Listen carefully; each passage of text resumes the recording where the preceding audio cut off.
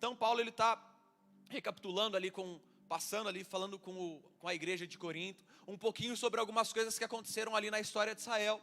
Ele resume ali muita coisa, falando, todos eles passaram pelo mar, todos eles tiveram a nuvem. Vocês lembram lá da história de Israel, que tinha nuvem, que ficava ali sobre eles, e aquela nuvem de dia, o que ela fazia? O que a nuvem fazia de dia, gente? Fazia sombra. Aí de noite, o que a nuvem fazia? Ela gerava calor. Vocês estão desatentos, presta atenção aqui.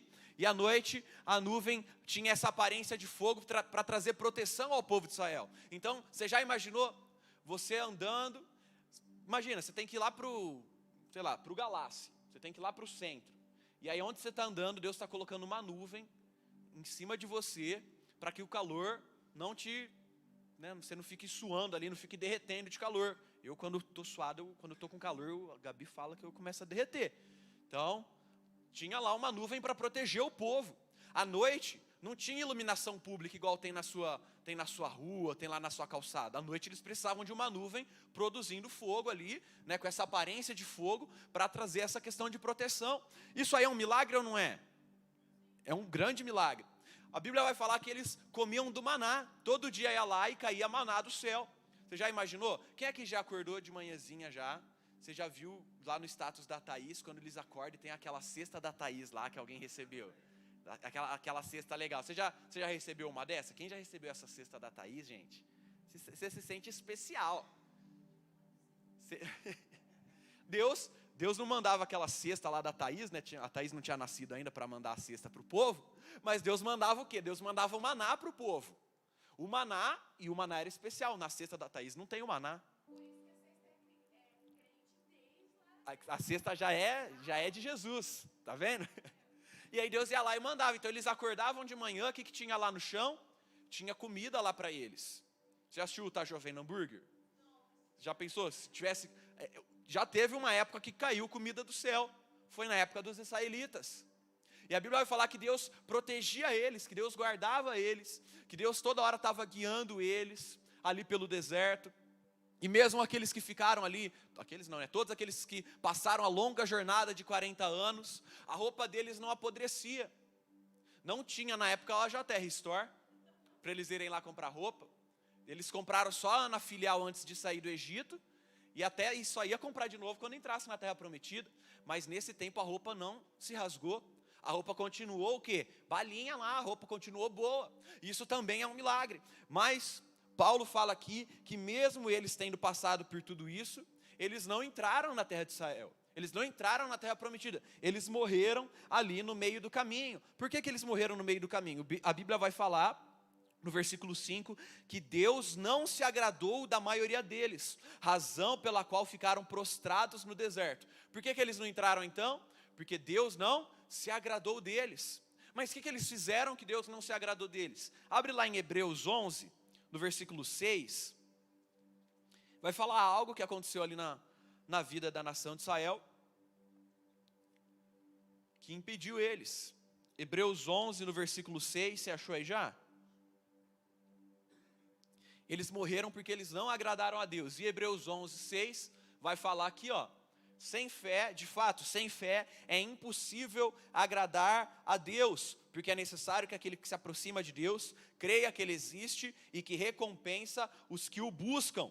Ou seja, eles não entraram na terra prometida porque eles desagradaram a Deus. E Hebreus 11 vai falar que aquilo que agrada a Deus é quando nós temos fé, é quando nós nos aproximamos dEle com fé. Porque sem fé é impossível que nós venhamos agradar a Deus. Volta lá a gente está em Hebreus 11, volta lá para Hebreus 3. Hebreus 3, no versículo 12.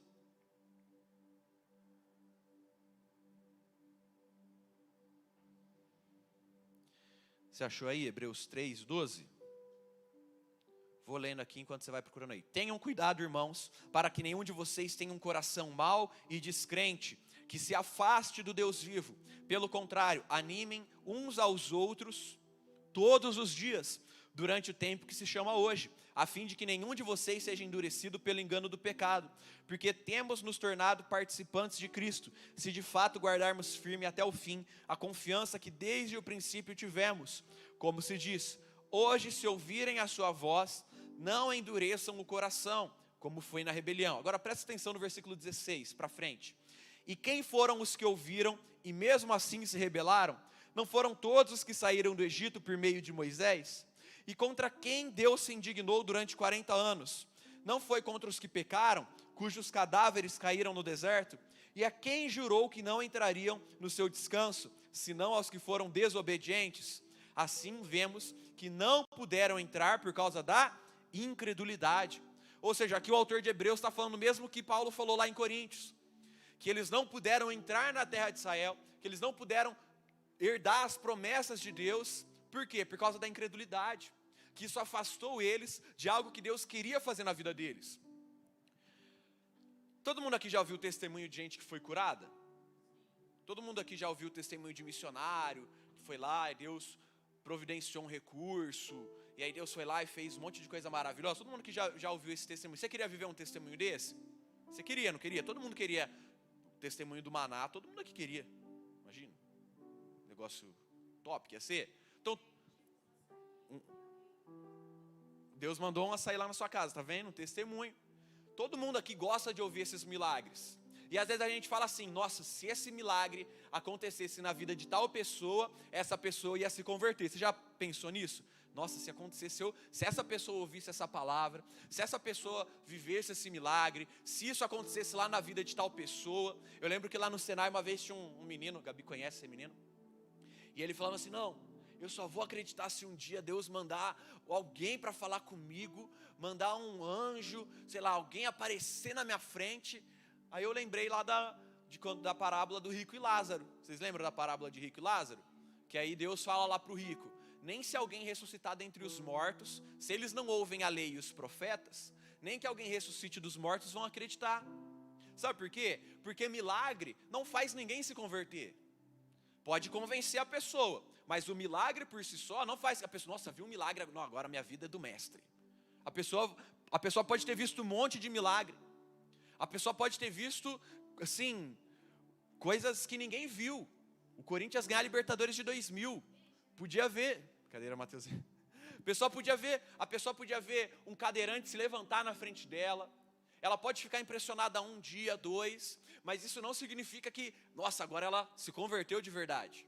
Quantas vezes a gente já ouviu histórias, e você talvez vai conhecer, pessoas que estavam dentro da igreja, pessoas que viram o agir de Deus, que viram Deus se mover, pessoas que foram cheias ali, que viram as coisas acontecendo, que foram cheias do Espírito Santo, que viram vidas sendo transformadas lá no Semeando nas Ruas. Na quinta veio um rapaz que o pastor Henrique tinha tirado das ruas, e ele estava vendendo pão de queijo, e a gente comprou ali o pão de queijo dele, e a gente via, eu não conheci ele antes, mas pelo que eu conheci dele depois, dava para perceber que a vida dele estava sendo transformada. Você pode ter visto isso, você pode ter vivido várias dessas coisas, mas isso por si só não garante a sua entrada para o céu. Os israelitas, eles viram todos aqueles milagres. Gente, eu falei aqui, nem metade dos milagres que eles viram. Vai falar que eles viram as pragas lá do Egito. Vocês lembram das pragas do Egito? Saindo, Moisés bateu lá no pó da terra. O que aconteceu com o pó da terra? Virou o quê? Piolho. Você já teve piolho? Já teve, não teve? Eu já tive piolho. Aliás, eu não, só a Gabi. Brincadeira, eu tive piolho sim. Então, você já teve piolho, você sabe como que é ruim. Imagina todo o povo do Egito com piolho e os israelitas sem nenhum piolho. Ia lá, caiu trevas em todo o Egito durante 3 dias, se não me engano. E aí ninguém conseguia ver nada, mas na terra de Israel tinha luz. Já pensou? Aconteceu hoje acontece blackout aí, né, regionalizado aí, mas você já imaginou tudo isso acontecendo por causa da mão de Deus? A Bíblia vai falar que Moisés foi lá e feriu as águas, e as águas do Egito se tornaram o quê? O que as águas do Egito se tornaram? Sangue. Só que não virou água só no Nilo. Vai falar que toda a água do Egito se tornou sangue. Então quem tinha pegado água de manhã, deixado lá na geladeira, aí depois à tarde viu, nossa, olha só, tudo virou sangue. Aí ela foi lá, abriu a geladeira dela, né? Imagina aí que tinha uma Brastemp lá no Egito. E aí abriu lá a geladeira, como que tinha lá na jarra de água? Tinha virado sangue. Isso aí é um milagre ou não é? A água de todo o Egito virar sangue? Abriu a torneira, o copinho de água lá do da religião lá dos egípcios lá, abriram lá, tinha virado sangue, a minalba que tem ali. Ou seja, tudo é água minalba, então, uma marca de água. Ou seja, foi acontecendo um milagre. Eles vendo tudo isso acontecendo e nada disso acontecia com eles. O que você espera de alguém que viu um milagre? Que a pessoa seja crente. Você assim, meu Deus, a pessoa viu um milagre, não é possível que ela não vai acreditar. A 10ª praga, o que aconteceu? Veio o anjo da morte e entrou na casa ali de todos os egípcios. Tem até a música lá do Brunão lá que vai falar isso aí. E aí todas as casas tinham algum morto. Estava estudando isso essa semana e falam que, né, dizem os estudiosos que no Egito, quando alguém morria, né, numa casa, a família, quando entrava de luto, né, as pessoas saíam de casa gritando e chorando, né, e todos os vizinhos percebiam que tinha luto naquela casa, que alguém tinha morrido. Essa era algo comum ali. Imagina nesse dia, saiu uma família gritando, de repente sai outra, e todo mundo começa a se encontrar na rua, e todo mundo começa a descobrir o que aconteceu do primogênito falecer. Aí vai investigar os israelitas. O que aconteceu com os israelitas? Não aconteceu nada sobre aqueles que tinham o sangue ali do cordeiro passado ali nas portas de casa. Isso é um milagre ou não é, gente? É, mas a Bíblia vai falar que mesmo eles passando por tudo isso, gente, sem contar o Mar Vermelho. Você já pegou um trânsito? Já pegou um trânsito? Cheio de carro? Imagina você ir lá, pegar o cajado de Moisés, bater assim, tá, e todos os carros abrir assim, ó, puf, e ficar uma faixa livre para você. Você ia querer ter Moisés andando com você. Já pensou, você está com o cajado de Moisés no ônibus lotado, você bate assim, tuf, o ônibus abre, todo mundo vai para o canto e surge um caminho para você com um lugarzinho lá no fundo. Já pensou no negócio desse? Se isso acontecesse com você, você já ia ficar, meu Deus, eu preciso comprar esse cajado de Moisés, preciso viver isso aí. Imagina Moisés fazendo isso com o mar.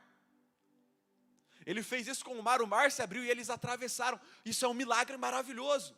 Mas a Bíblia vai falar que mesmo as pessoas que viveram esse milagre, elas foram incrédulas e elas foram desobedientes. E o que aconteceu com elas? Elas pararam no meio do caminho. Elas saíram do Egito? Saíram. Mas elas entraram na terra prometida? Não entraram. Elas ficaram vendo de longe.